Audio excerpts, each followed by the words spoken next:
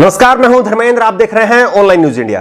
प्रधानमंत्री नरेंद्र मोदी जी ने देश को संबोधित किया। टीवी पर आप सभी ने उनका संबोधन सुना होगा। उनके संबोधन की सबसे बड़ी बात यही रही कि उन्होंने देश को 20 लाख करोड़ रुपए का आर्थिक पैकेज देने का ऐलान किया है।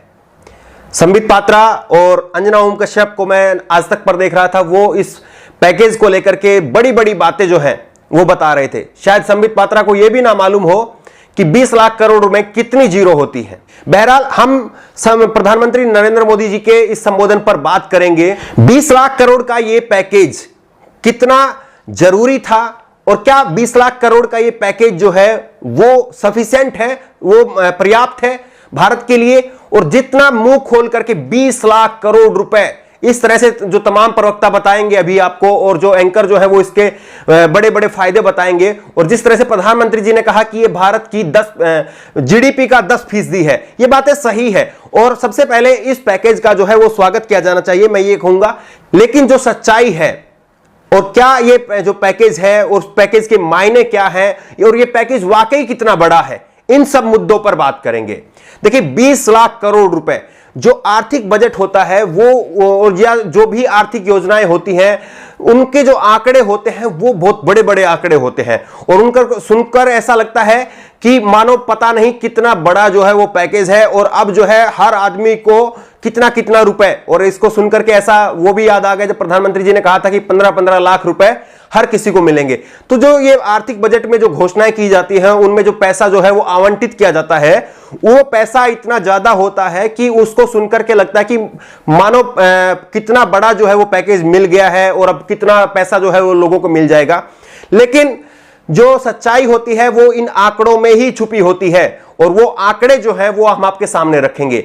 20 लाख करोड़ का पैकेज प्रधानमंत्री जी की तरफ से दिया गया, लेकिन आपको यह भी मालूम होना चाहिए कि सालाना जो सरकार का जो खर्चा होता है, बजट का जो खर्चा होता है, वो 30 लाख करोड़ रुपए का होता है।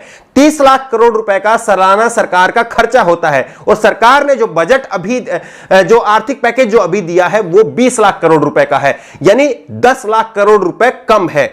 अगर हम इसको आसान भाषा में समझने की कोशिश करें तो यानी कि जो हम बात कर रहे हैं, लगातार लोगों से मिल रहे हैं कि आपका कोरोना की वजह से कितना नुकसान हुआ है, तो लोग ये कहते हैं कि चाहे वो किसी का भी बिजनेस हो, आप अपने से भी इस बात को जोड़ करके देखना। किसी से भी अगर हम बात करते हैं तो वो कहते हैं कि हमारा जो एक साल का जो बचत होती थी वो पिछले 3 महीने में नुकसान की वजह से खत्म हो गई है। यानी अब उस आदमी को, उस बिजनेस को उभारने के लिए हमें क्या करना होगा, उस व्यक्ति को या उस बिजनेस को हमें उभारने के लिए 1 साल का जो उसका पैकेज होना चाहिए उससे ज्यादा पैसा देना चाहिए। अब इस बात को आप समझिए कि सरकार सालाना खर्च करती है वो 30 लाख करोड़ रुपए खर्च करती है और अभी जो पैकेज दिया गया है वो 20 लाख करोड़ का दिया गया है, यानी कि सालाना से 10 लाख करोड़ रुपए कम दिया गया है। अब होना क्या चाहिए था? होना यह चाहिए था कि 30 लाख करोड़ रुपए से ज्यादा मिलना चाहिए था, ताकि रिकवरी हो सके और उसका जो है वो कोई भी जो बिजनेसमैन है या एमएसएमई जो उद्योग है, प्रवासी मजदूर जो खाली पेट और खाली जेब जो है वो अपने गांव को लौट रहे हैं, उन तक वो राशि पहुंच सके। और ये जो बजट जो पैकेज जो दिया जा रहा है, इस पैकेज में किसको कितना कितना पैसा मिलेगा, इसका भी जो है वो वीडियो के अंत में जो है वो आपको बताएंगे। बहरहाल जो हम बात कर रहे हैं वो बात यही है कि सालाना जो खर्च है वो 30 लाख करोड़ रुपए है और 20 लाख करोड़ रुपए दिया जा रहा है। तो हमें यह लगता है कि इस आंकड़े में अगर आप जाएं कि ये जीडीपी का 10% है, 20 लाख करोड़ रुपए है, तो इसको समझने के लिए आपको इस आंकड़े को समझना बेहद जरूरी है। और यह आंकड़ा शायद आपको टीवी में ना दिखाया जाए कि 30 लाख करोड़ रुपए भारत सरकार खर्च करती है और अब 30 लाख से 10 लाख करोड़ रुपए जो है वो कम किया जा रहा है। पहला जो पॉइंट है वो ये है। और दूसरा जो पॉइंट है वो जो उठना चाहिए वो सरकार की दूरदर्शिता को लेकर के उठना चाहिए। आपको याद होगा कि प्रधानमंत्री जी ने जो कोरोना महामारी को लेकर के देश को संबोधित करते हुए पहले आर्थिक पैकेज का जो ऐलान किया था वो कितना था? वो केवल 10,000 करोड़ रुपए का था।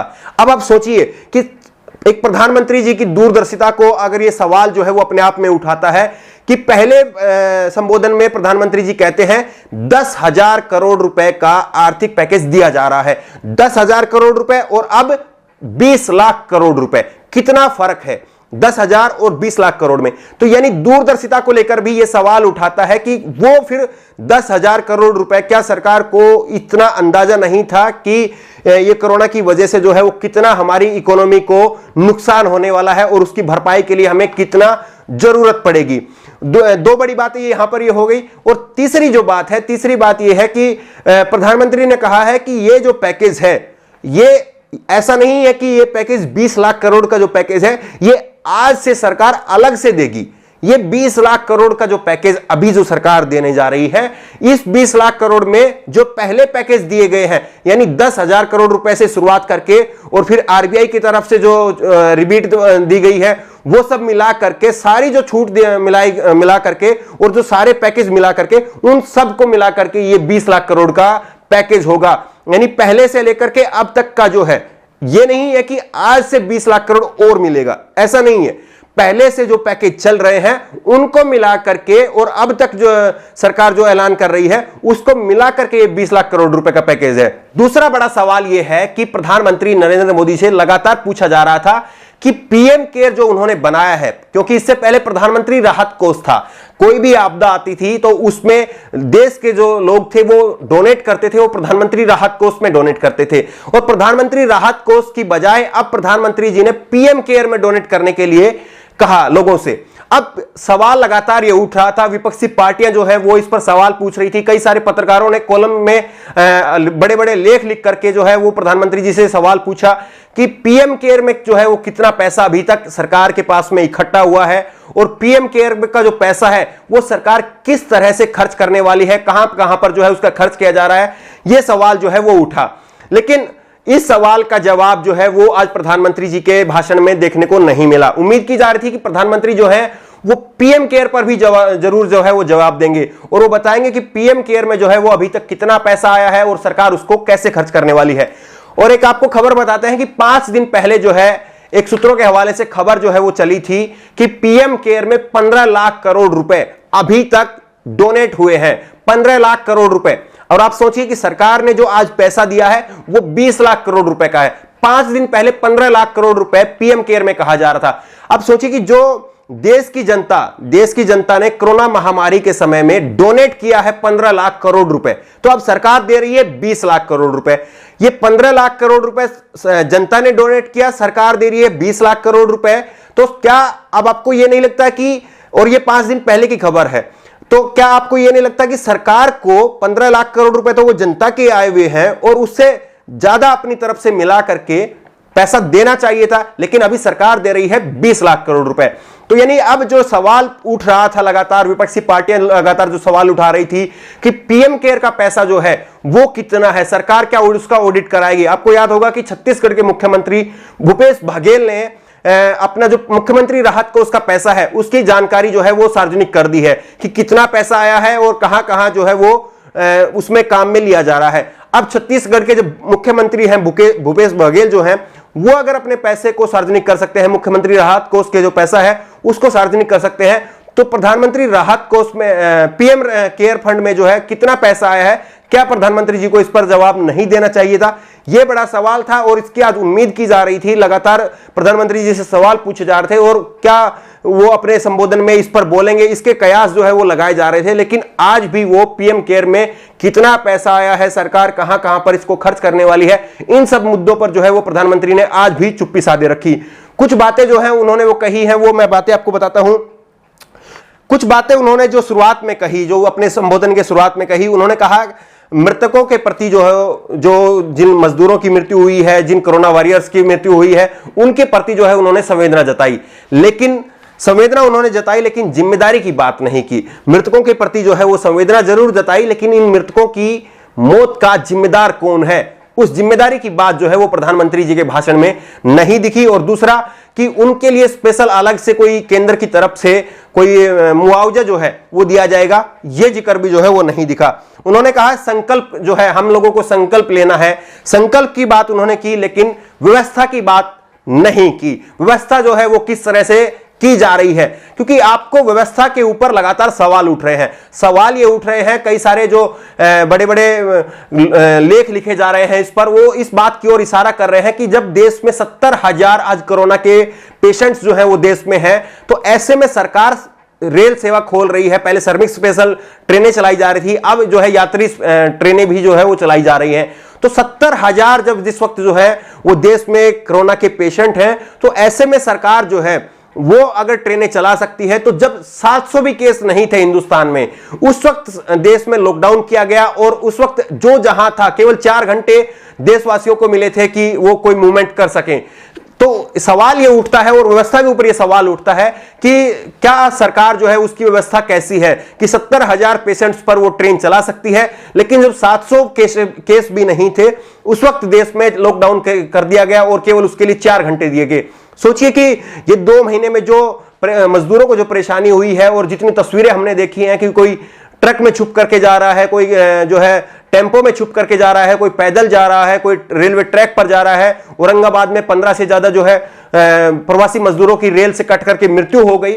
तो इस तरह की तस्वीरें नहीं देखने को मिलती अगर शुरुआत में लॉकडाउन को एक प्लानिंग के तहत जो है वो एग्जीक्यूट किया जाता कि ट्रेनें जो है वो चलाई जाएंगी और उसमें डिस्टेंस का जो है वो पालन किया जाएगा, थर्मल स्कैनिंग वगैरह जो है वो की जाएगी, पूरा प्रोसेस जो है वो किया जाएगा, जो कि अब किया जा रहा है। तो क्या ये प्रोसेस तब नहीं किया जा सकता था? इस पर बड़े सवाल उठ रहे हैं। उन्होंने आगे बात की कि आत्मनिर्भर भारत बनना है, सरकार की कार्यप्रणाली जो है वो किस तरह है, सरकार किस तरह से इस पर काम कर रही है, इस पर उन्होंने बात नहीं की।